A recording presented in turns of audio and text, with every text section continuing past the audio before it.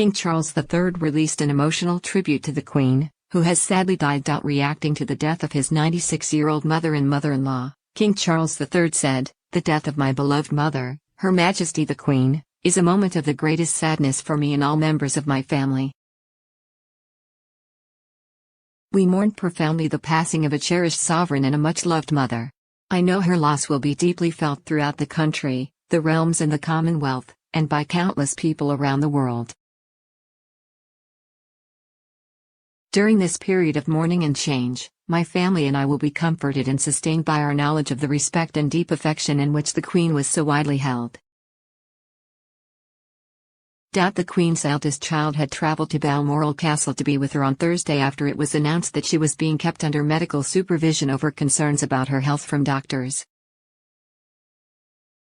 Her Majesty lived to become Britain's longest reigning sovereign and the world's oldest monarch of modern times, but had suffered from mobility issues in the past year, as well as a bout of COVID.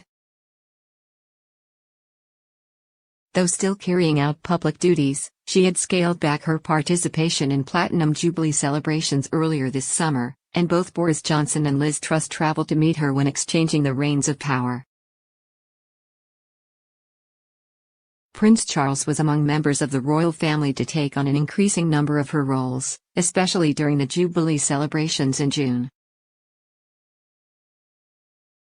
Addressing her directly in a closing speech, he said, "You laugh and cry with us and, most importantly, you have been there for us, for these 70 years.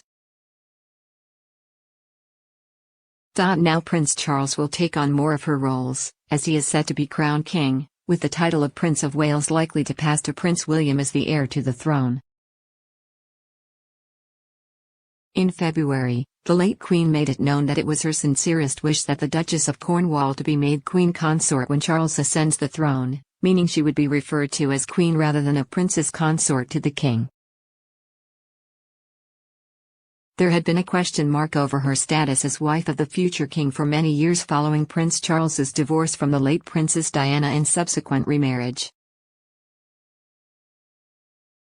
The Queen gave birth to Prince Charles in 1948, before the death of her father King George VI, at Buckingham Palace.